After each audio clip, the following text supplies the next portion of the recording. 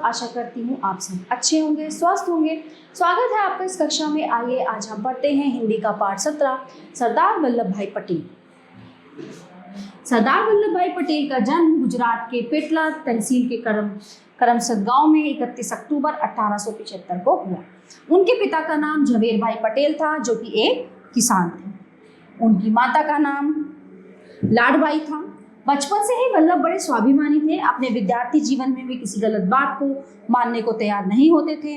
उनकी कक्षा के अध्यापक विद्यार्थियों को पुस्तकें, कॉपियां, पेंसिलें अपने पास से खरीदने को मजबूर करते थे, लेकिन वल्लभ भाई पटेल ने उनसे ये वस्तुएं खरीदने से साफ मना कर दिया और अपने सहपाठियों को भी इसके लिए तैयार कर लिया। आखिर उस अध्यापक को अपना ये व्यापार बंद करना पड़ा। बचपन में उन्हें आँख के पास एक फोड़ा निकल आया, जिसके बहुत से इलाज किए मगर वो ठीक न हुआ। किसी ने उन्हें सलाह दी कि लोहे की सलाख को खूब गर्म करके अगर फोड़े में धंसा दी जाए तो ये फोड़ा फूटकर सूख जाएगा। सलाख गर्म की गई मगर किसी की हिम्मत नहीं हुई कि सलाख फोड़े में धंसा दे। इस पर बालक वल्लभ ने कहा कि देखते क्या हो, सलाख ठंडी हो रही है, और सलाख छीनकर खुद ही फोड़े में धंसा दी। वल्लभ का साहस देखकर सभी स्तब्ध रह गए। सभी उपस्थित लोगों ने एक मत से कहा कि ये बालक बड़ा होकर बहुत ही साहसी और निडर होगा। आगे चलकर ये बात सिद्ध भी हुई। उम्र के 22वें वर्ष में उन्होंने नडियाद स्कूल से मैट्रिक की परीक्षा पास की। फिर मुख्तारी परीक्षा पास कर गोधरा में मुख्तारी करने लगे।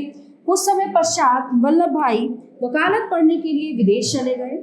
वहाँ की चकाचौंध से वे बिल्कुल भी विचलित नहीं हुए, बल्कि अत्यंत ही सादा जीवन व्यतीत करते हुए सारा समय अध्ययन में रत रहते। उनके घर से पुस्तकालय 11 मील दूर था और वे नित्य प्रति सुबह उठकर उस पुस्तकालय जाते और पुस्तकालय बंद होने तक वहीं अध्ययन करते। अपनी इस मेहनत के बलबूते पर उन्होंने वकालत की परीक्षा में सर्वप्रथम स्थान प्राप्त किया, जिसके फलस्वरूप उन्हें 50 पाउंड का नगद पुरस्कार भी मिला। विदेश से लौटकर वे अहमदाबाद में वकालत करने लगे और थोड़े ही समय में वे अत्यंत प्रसिद्ध वकील बन गए। इसी समय वे गांधी जी के संपर्क में आए और उनसे इतना प्रभावित हुए कि वकालत छोड़कर तन मन धन से देश सेवा में जुट गए।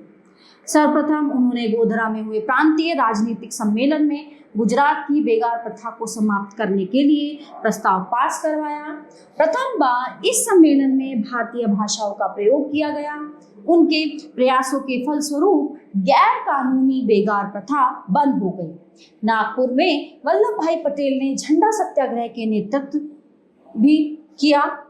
इस सत्याग्रह से अंग्रेज सरकार को समझौते के लिए बाध्य होना पड़ा और इस सत्याग्रह के कारण वे संपूर्ण भारत में प्रसिद्ध हुए। कुछ समय बाद गुजरात के बोरसद नामक तालुके पर 2,40,000 रुपए का कर लाद दिया गया। इस ज्यादती के विरोध में वल्लभ भाई ने लोगों को कर न देने के लिए संगठित किया। मजबूरन सरकार को कर संबंधी आदेश वापस लेना पड़ा। ये दूसरा मौका था जब अंग्रेजों को वल्लभ भाई पटेल के साहस का लोहा मानना पड़ा। सन 1927 में बारडोली का प्रसिद्ध सत्याग्रह शुरू हुआ। सरकार ने किसानों पर लगान की दर बढ़ा दी। सभी किसान वल्लभ भाई के पास पहुंचे तो उन्होंने कहा कि यदि जोखिम उठाना चाहते हो तो मैं आपके लिए लड़ सकता हूं। उनके नेतृत्व में जब ये आंदोलन प्रारंभ हुआ तो समस्त गांव वाले इस तरह संगठित हुए कि अंग्रेज अफसरों को रहने, खाना, सवारी आदि तक के लाले पड़ गए। अंग्रेज सरकार तिलमिला उठी। सरकार ने इसके विरोध में कई अत्याचार किए। गरीब किसानों के घरों को फौज के जरिए तुड़वाकर उनका सामान जब्त कर मालगुजारी वसूल करने की कोशिश की गई, पर सरकारी खजाने में एक फूटी कौड़ी भी जमा नहीं हुई। हजारों लोग जेल गए। उनके मवेशी तक जब्त कर लिए गए, लेकिन उन्होंने सिर नहीं झुकाया। यहाँ तक कि जब्त किए गए सामान को उठाने के लिए उन्हें कोई मजदूर भी नहीं मिलता था। जब्त की गई जायदाद की नीलामी में कोई बोली लगाने वाला आदमी तक न मिलता था। कई महीने बीत गए। आखिर में सरकार को झुकना पड़ा। इस बड़ी सफलता के कारण गांधी जी ने वल्लभ भाई पटेल को सरदार की उपाधि दी। तब से ही वे सरदार पटेल के नाम से प्रसिद्ध हुए। सन 1929 में लाहौर में पूर्ण स्वराज्य की मांग की गई। सरकार ने इसे नहीं माना। गांधी जी ने फिर सत्याग्रह का नारा दिया और 12 मार्च को प्रसिद्ध दांडी यात्रा शुरू कर दी। तत्पश्चात 6 अप्रैल को नमक कानून तोड़कर उन्होंने नमक सत्याग्रह आरंभ किया। सरदार पटेल ने भी इस सत्याग्रह में भाग लिया और वह गिरफ्तार कर लिए गए और उनको 3 माह की कैद और 500 रुपए जुर्माने की सजा दी गई। सरदार पटेल ने जुर्माना स्वीकार न कर उसके स्थान पर 3 सप्ताह और जेल में गुजार दिए। सन 1938 में द्वितीय विश्व युद्ध प्रारंभ हो गया। अंग्रेज सरकार ने अपनी ओर से भारत के इस युद्ध में शामिल होने की घोषणा कर दी। इसका सर्वत्र भारी विरोध हुआ। सरदार पटेल 1940 में 17 नवंबर को व्यक्तिगत सत्याग्रह के दौरान गिरफ्तार कर लिए गए। स्वास्थ्य खराब होने के कारण 9 महीने बाद रिहा कर दिए गए। भारत छोड़ो आंदोलन के सिलसिले में उन्हें अगस्त 1942 में फिर गिरफ्तार कर लिया गया। अन्य सभी नेताओं के साथ 15 जून 1945 को वे भी छोड़ दिए गए। स्वतंत्रता प्राप्ति के लिए अंग्रेज सरकार से वार्ताएं प्रारंभ हुई। सरदार पटेल ने भी इसमें भाग लिया। 15 अगस्त 1947 को देश स्वतंत्र हुआ। इसके कुछ महीने बाद गठित हुई अंतरिम सरकार में सरदार पटेल को गृह और सूचना प्रसारण विभाग का सदस्य बनाया गया। बाद में भारतीय रियासतों का विभाग भी उन्हें सौंपा गया। फिर वह भारत के उप प्रधानमंत्री बने। सरदार पटेल स्वतंत्रता संग्राम के महान सेनानी तो थे ही, पर इसके साथ ही उन्होंने स्वयं को कुशल प्रशासक भी सिद्ध किया। स्वतंत्रता के बाद देश के सामने कई बड़ी समस्याएं आईं। सरदार पटेल ने बड़ी सूझबूझ से इन सब पर काबू पाया।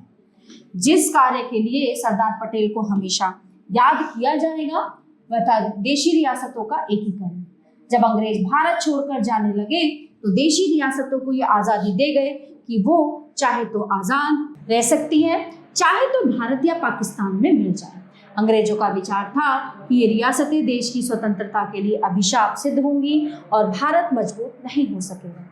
पर सरदार पटेल ने इस विकट समस्या को अपनी दृढ़ता और सूझबूझ से हल कर दिखाया और लगभग 600 रियासतों को भारतीय संघ का अटूट अंग बनाकर भारत के मानचित्र को नवीन स्वरूप प्रदान किया।